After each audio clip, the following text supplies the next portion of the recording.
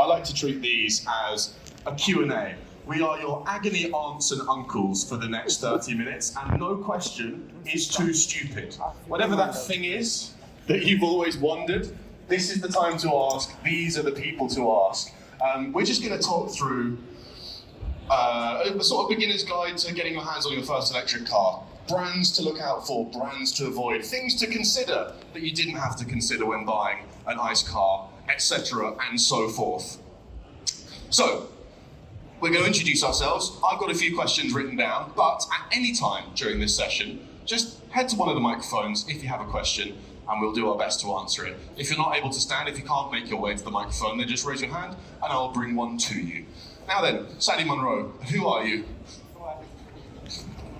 I'm the guy without my microphone in the right place. Anyways, Sandy Munro, I'm the CEO of Munro & Associates. We engineer new product development, and we also have a YouTube channel. Hello, my name is Vivian. I'm the founder of a local BC tech startup called May, which stands for Making Auto Easy. We build car buying researching tools to help people make informed decisions really quickly. Hello, my name is Andrew McCready. I'm the automotive editor of the Vancouver Sun and the Province, and also work for postmediadriving.ca. Thank you all very much for being here. I think we'll just begin at the beginning, Andrew. Some new considerations. What are some things that people have to think about when buying an electric car that they've never had to think about before? Well, it's something that's kind of starting to show up and is on the horizon for all EVs is a switch to something which is called the NACS drive port or charging port. It's better known as the Tesla port. We've been living in this kind of beta VHS world where we have different chargers, different ports. Thankfully, North America has decided to go to one port, NACS. Obviously, Tesla already has those. A vehicle here, the new Hyundai Ioniq 5 2025 version. The XRT trim comes with a port like that. The other vehicles come with an adapter that you can get. So in other words, you can now take your Hyundai, you can take your Ford, Mustang, your Mach-E with an adapter to a Tesla charging station, which of course is a bit of a game changer for everybody who doesn't have a Tesla, because Tesla by far is the gold standard when it comes to charging networks. 17,000 in the United States or in North America. If you're looking at doing long distance travel, it really is an amazing network, and I think that's something that if you're in the market, you should ask the salesperson or when you're doing research online to see if it has NACS or it will have the adapter in the near future. So a couple of really interesting things that you picked up on there, Andrew, that I'd like to circle back to. One of them is this whole deal with changing charge ports. If you're not techie, if you're not into cars, that may sound quite daunting, this idea that we're changing the hardware on a regular basis. People worry about obsolescence when looking at electric cars. They worry that the thing they buy is going to be outdated technology in 5 years' time, and therefore they're better off waiting. Vivian, how valid is that concern? I think that's very relevant. What we deal with most specifically is people buying new cars, new electric vehicles. Because it is technology that's changing so drastically, people are concerned about the value of their vehicle at the end, and we're seeing a lot of that, a lot of questions coming up. So one of the things that came up for me is when you're buying an electric vehicle, so much has changed. A lot of people have never heard of the new vehicles that have come out, the new names. Just in the last couple of months, you're seeing like 60 new vehicles come out that you've never heard of before, which is very daunting, which is why we built what we built. And through COVID, what we've seen is what's concerning me is the residual values of the vehicles, because there's so much turnover, so much technology changing, and during COVID, people were buying because of the supply chain issues.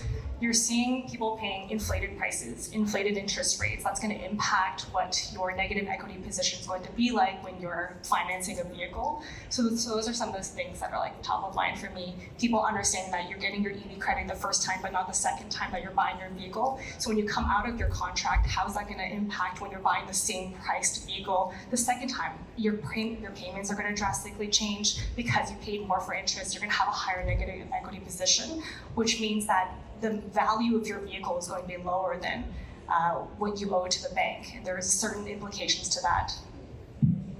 Sounds pretty scary, doesn't it, Sandy? It does. Yes. I personally think that quite a few people got ripped off because of the parts shortage, which was for the most part, self-induced pain, really. That was the auto industry hoping that they could keep old chips, and the folks in Taiwan, they didn't want to make those old chips anymore, and the auto industry didn't move fast enough on their circuit boards, and that's one of the main reasons why we wound up in a situation where you couldn't buy a car. And then people, I think, went foolish and started buying vehicles that were way more expensive than they should have been, that didn't have like there's a thing called OTA, over the air communication, and over the air communication means that you don't have to go to a dealership or something. Your car can be fixed while you're sleeping. Okay, it just downloads onto the circuit boards, and the circuit boards then have a new software, and they run remarkably well. One of the problems is that those little aerials and whatnot were not available, so certain car companies, Volkswagen has been chastised as being the worst. There's no chance for OTA. And so consequently, what wound up happening there, not only did you pay more for the vehicle that you shouldn't have had to, because they should have put those parts in, you also now have to drive to the dealership to get plugged in with software changes. So there's a lot of confusion, and I really feel a lot of people got taken to the cleaners during that COVID and post-COVID time. Andrew, I am getting just a tiny bit worried that everyone's going to come away from this panel thinking, maybe I shouldn't buy an electric car. This is important, pragmatic information that we're giving, but worth noting they are also wonderful in many ways, and much of the things we've described are improving in terms of over-the-air updates, in terms of residual values. Certainly in the UK, there's a real concern around the residual values of electric cars, and a lot of people are losing a big chunk of money when it comes to selling them on. I have a theory that a large reason for that is lack of clarity around state of health with electric vehicle batteries. It's not that easy to just connect your phone or whatever to an EV and see exactly how that battery is doing. There's work in progress to make that easier, but do you think that's going to be a little bit of a game changer when we're able to do that? Yeah, absolutely. I know there are colleagues of mine in America that are lobbying to actually have that on your dashboard. You know, not only the temperature of your battery, which is information you should know at all times. I think there's one manufacturer that does that. It's the Hyundai Ioniq 5N has a battery temperature. That's because it's a performance car, but also this idea that it will give you what your battery is currently degraded at. So after 5-6 years, is it 80%? This is a question that comes up obviously when people want to buy a used EV, a 5-year-old Nissan Leaf or what have you. And it's quite simple to actually figure out at least close to what the battery is worth. Charge it to 100%. See what the range is, and then compare that to the brand new range. So in other words, let's say the brand new range was 400, when the car was new, the range was 400 kilometers. This 5-year-old vehicle, you charge it to 100%, and it could be 340 kilometers. So you can see there roughly what the battery is degraded. So that's, I think, one of the first things you do when you look at an EV, a used EV. One of the benefits of leasing an EV for the non-leasees is those cars come off lease in 3 years. They're typically low mileage. So dealers are starting to have quite a few used EVs in their showrooms that they've serviced, they have the whole history on, and like I say, aren't really miled up because under a lease, I think you can do, typically 15,000 a year, something like that. So if you're looking for a used EV, a dealer is a good way to at least go and look and see what the price is, and you're probably gonna have one that's pretty good quality. Yeah, it has to be said. Not a great time to be selling your nearly new electric car, but a real good time to be buying them. So it's definitely a buyer's market out there at the moment. Can I add to that? Please. Because we deal with people buying new EVs and used ones. So when you're looking at a new electric vehicle, talking to the dealership, they have the means to be able to pull, like a battery health report that tells you about degradation. You want to understand The degradation percentage is going to tell you your range, and it's going to tell you longevity, and those are the things that you want to ask them about. The problem is when you're buying it secondhand and they don't have someone professional to do that research for you and give you that insight, that's a great tool for you to be able to tell. I think like the average, you correct me if I'm wrong, Andrew, is that, for the average Canadian that's driving like 16, 17,000 kilometers, you're probably looking at like a 2 to 2.3% degradation a year. So those are some kind of like benchmarks that you can take a look at. Some of the other things that I like to recommend people do, and it's for the case for ICE vehicles as well as EVs, is you want to get to know the person that's driving the vehicle and what their driving habits are, because that drastically changes how that degradation is also being impacted. So for example, like my 20-year-old brother is going to be driving a Tesla Model 3 very differently from my mom. So those are the things I would ask is like, how is this vehicle driven? Are you taking it to cold areas all the time? Are you fast charging it consistently every single time? Are you charging it at home? Are you using this vehicle as an Uber driving vehicle? Like obviously that's going to have more impact on it. So those are some of the types of questions that I would ask. Like, are they charging it at home and then leaving it charged at 100% overnight? I think most people know that your smartphones, you're supposed to charge at 80%, then you pull it out. Or if it's charged at 100, you don't leave it charged because that impacts the battery. I know my iPhone has that problem because I do leave it charged. So there's some types of questions that you should be asking. I think a lot of times we don't know questions to ask, therefore we feel misinformed and we feel afraid. So those are the types of things I would recommend you do. Yeah, certainly when buying secondhand, getting a real clear idea of how that car has been used and by whom is worthwhile. Evidently, based on what we've been discussing for the last 15 minutes, clearly the answer to my first question, what are the new considerations, are range and charging, right? That is what's fundamentally different about electric cars. So let's talk about range for a minute, Sandy, because the endless question is how much range is enough range? And the answer is how long is a piece of string? I did a review of the Fisker Ocean, rest in peace, last year, and I said something in the video about why do they have the big battery 400 mile version? Who on earth would need 400 miles? That's way too much battery. And many Canadians replied to me in the comments like, dude, 400 miles is how far the grocery store is from my front door. I do that most mornings. So I appreciate it's different where you live and where you come from. And do you have any golden rules, Sandy? Do you have any ways of helping people get a sense of how much range would be sufficient for them? Because generally speaking, I do think people could make do with less than they think. Much less. Actually, the average for a normal person in North America is about 40 or 50 miles. So take that, put it into kilometers, and you're looking at 65 kilometers. I mean, daily driving. For daily driving. And quite frankly, if you charge at home, which I highly recommend, because it's next to free here at British Columbia's got the lowest electric rates ever. So that would be what I would suggest. But at the end of the day, I drove quite a distance. I drove 13,800 kilometers. I went from Detroit to Los Angeles to San Diego to Eugene, Oregon, straight across the United States on a bias to Brownstown in Texas, which is as far south as you can go and still be in continental USA, and then straight back up to Detroit, and I did it in 11 days. Think on that. That's like 2.5 times from Vancouver to Halifax, 2.5 times. That's a lot of driving.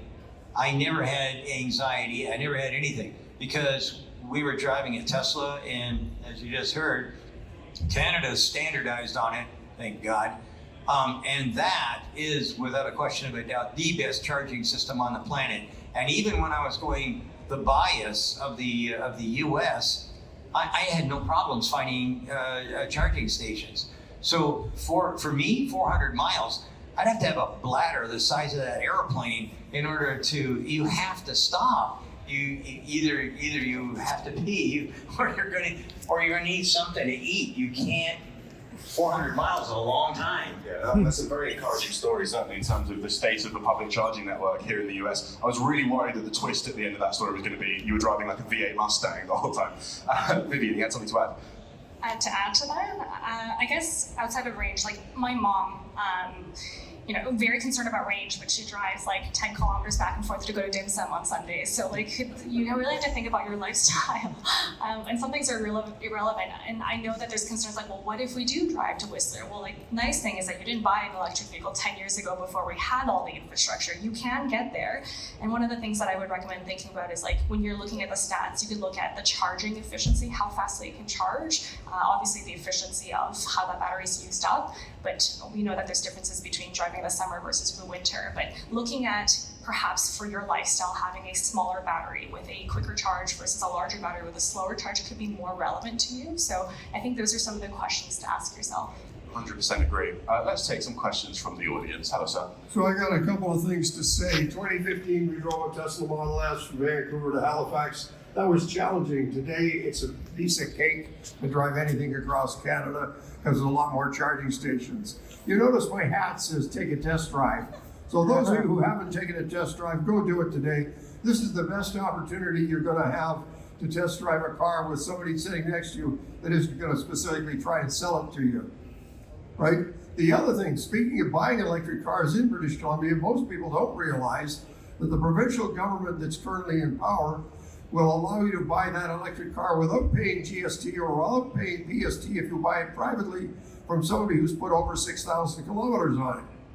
If you buy it from a dealer, they're going to, of course, charge you the GST, but then you're going to have somebody check it out. On an Nissan Leaf, there is a piece of software called Leaf Spy, and you go for an OBD-T2 port and you plug it in. And if you don't know what I'm talking about, the Vancouver Electric Vehicle Association booth is upstairs. Come on, talk to us. Thank you. Oh, sorry. Before your question, sir. So we're just talking about battery. Obviously, battery warranties are something everybody is concerned about. You hear these horror stories on the news about an $80,000 battery replacement, all this stuff. Typically, you've got 8 years, 160,000 K for your warranty. However, when you're buying a used vehicle, some battery warranties aren't transferable to the second owner. So that's really something to look into. I don't have a list of who is and who isn't, but that's a really important thing to consider when you're buying because you want to have that warranty. I think also, just for people's peace of mind, it's also worth saying that massive battery degradation is a bit of an anomaly, generally speaking. Even if you use and abuse an electric car, it's pretty hard to really do damage to the battery's state of health, simply because we've got so much better at thermal management than we once were. Yeah, actually, there's Except the Leaf. been tracking lots of different battery conditions and whatnot. And there's a group called Tesla, and what they do is they have a driving service that goes from Los Angeles to Las Vegas and back again. And they have vehicles there, and this is in miles, not kilometers. They have some of their cars that have got 750,000 miles. There's no way you're going to do that with a ICE vehicle. 750,000 miles back and forth. And the reason for that is because they do the 80-20 all the time. They know exactly where they're going to be charging all the time, and they do a great job. So that is a limo service. Do not buy anything that's from Uber or Lyft or a taxi service. That car will not be good for you. No matter how cheap it is, don't buy it. That battery has been cycled. That's the ultimate in cycling. So don't go near one of those. By the way, that was good advice in the petrol days as well. Do not take a UV light to the back seat, whatever you do. Hello, sir. All right. Wonderful. Go on then. We'll have you. No. Go. We'll have your question when we take this one. We're going to get through all of them. All right. Very polite and Canadian. You go first. No worries. Thank you. I guess two quick questions. One of them is when comparing different manufacturers, when you're looking at the batteries, a lot of them list the kilowatt hour rating. How relevant is that versus, say, range? I know some of them are, 75 kilowatt, 355, or some of the 480 volts or anything like that. Is that a relevant number, or should we just go based off the bumper label that they put on there saying range is 400, 600, whatever? I would say the opposite. I'd say basically ignore the range figure they give you and pay attention to the size of the battery. Well, actually, there's a whole bunch of inefficiencies that go along.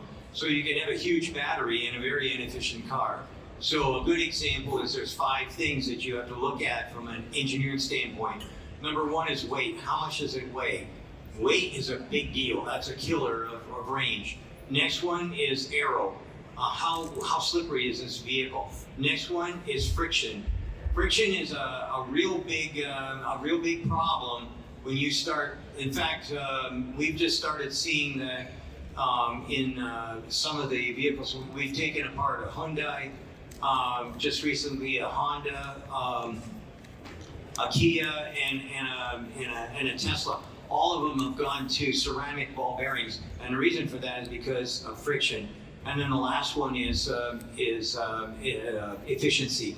Efficiency is a really big deal because the way that you handle the electricity makes a big, giant difference. So at the end of the day, those 2 numbers are very important to look at. Look at how much they say it'll go, and then look at, holy crap, how big is this battery and how inefficient is this product? That's something we have we have a chart that we'll put up on a website or somehow we'll get to you, and it shows here's a car with a small battery, but it goes further. Why? Because they've taken a real hard look at the high 5. I'm actually doing a whole panel on efficiency straight after this one on this stage, so stick around. It's a real geek favourite topic of mine. Just to add to what Sandy said there, all of which is very, very true and correct. I really don't want to create this impression that you have to become like a sort of mid-level mathematician in order to own an electric car, because it can seem that way from the outside sometimes. Really, there's just a couple of things you need to know. So I know how big the battery is in my Polestar 2, and I know that if I drive sensibly, in any weather conditions, I can squeeze 3 miles per kilowatt hour out of it, which is actually pretty poor, but that's a separate issue. And I know that. So when I look at my battery percentage, I'm basically ignoring the predicted range figure. I know how much range I can get out of it if I'm careful. So that's quite a useful thing to know. Was there a second question? My second question is for the whole panel, just a very quick, who's your top and who's on the bottom for your car choices? Fun. We did a little bit of this on Friday, didn't we, Sandy? Let's go down the end then. Andrew, we'll start with the positives. Is there a brand that you really want to shout out and say, go look at those guys, they're doing good work? Okay, I always get in trouble with this crowd when I don't say Tesla, so that I'm just going to do that as a caveat. Kind of a wider group here is, I think the South Korean companies, Hyundai, Kia, Genesis, are all getting back to efficiency. The Genesis are incredibly efficient. They're really good designs, good motors, good batteries. I would say, regardless of what manufacturers you like, if you're in the market, go test drive a Kia, Hyundai, maybe not a Genesis, more a luxury brand, but those 3 brands I think are doing great stuff in the EV space. That's exactly what I was going to say. So what my company does is we build comparison charts personalized to you, and what we show is how you get the most bang for your buck. You can compare the vehicles that you've never heard about before and end up making a more informed decision. People on our site end up buying cars they've never even heard of, or they don't buy the ones that their family members are necessarily telling them because that's their experience. And what they found through our site is for electric vehicles, it is the Kia and the Hyundais that are coming up more and more, and it's because they pack load with the features and the value that you're getting from those vehicles, but also because of the quality that you're seeing. And a lot of people that come to us, they have this notion of their reputation of the brand from 10, 15, 20 years ago, and a lot has changed since then. So I completely second that. And for me, as much as I love Teslas, what I see in the used car market is sometimes a bit of a concern. And also, if you're not looking to, if luxury vehicles are out of the budget, maybe for good reason, because the cost to fix an luxury vehicle would be more obviously as well. So some thoughts there. Picking a single one is impossible for me.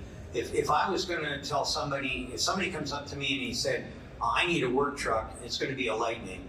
If I want to say, I want to go off-roading, it's going to be a Rivian. And if they come along and they say, I want to buy a car, I have to ask a question.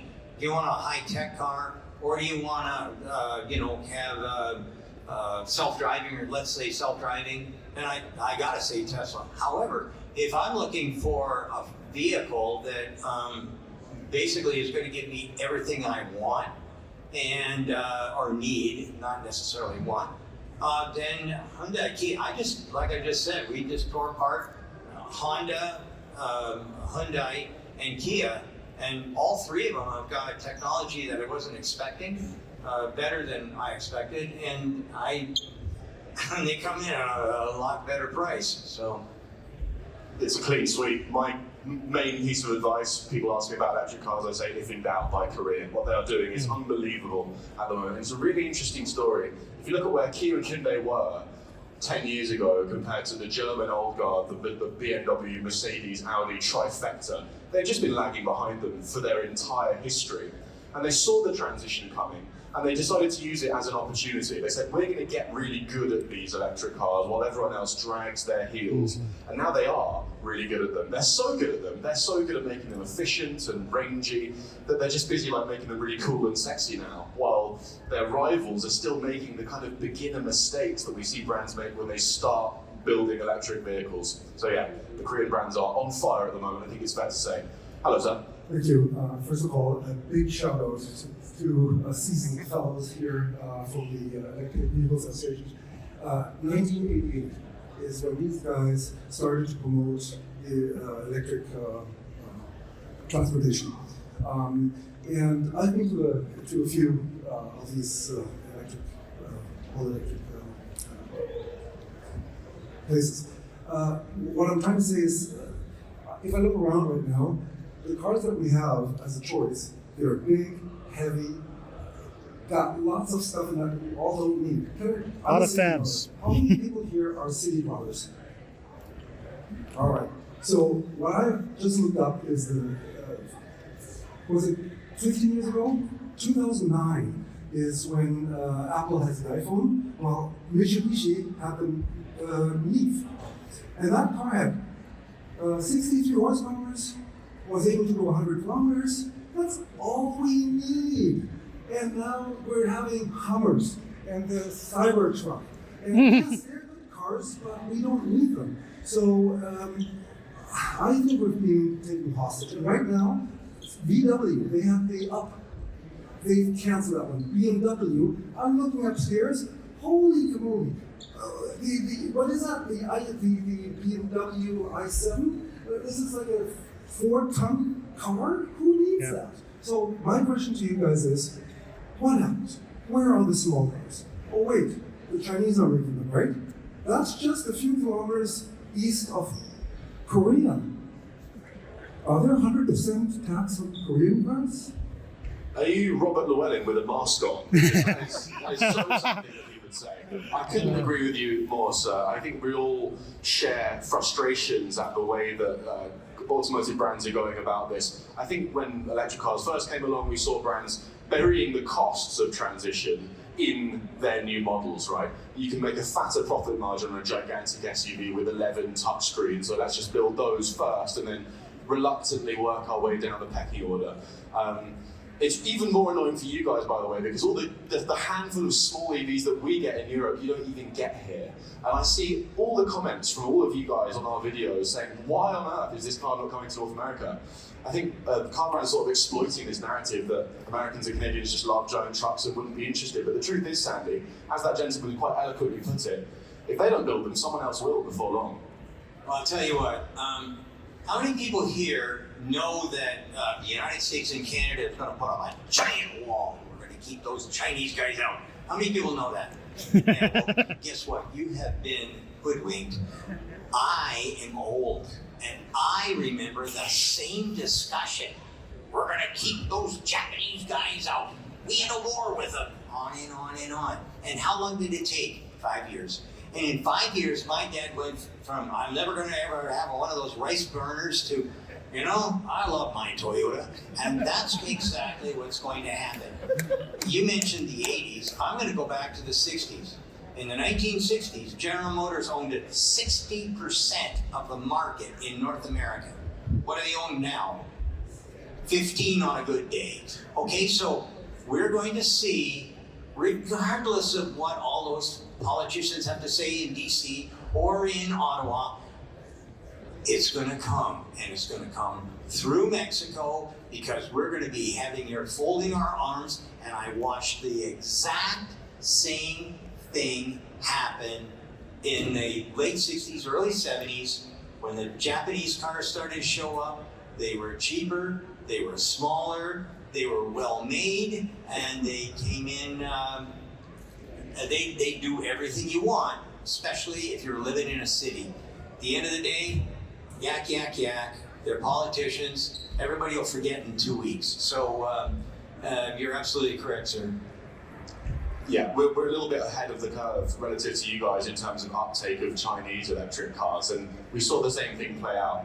People don't want them, they're suspicious of them, and they get in one, they go, oh, it's really good. And the really freakish thing is how fast they're getting better. The same brand will release a facelifted version of a model, and it's just, they've fixed it. They've fixed everything about it. Remarkable. We are massively overrun in terms of time, so I'm sorry for those of you whose questions we didn't get to. If you want to come and have a chat with us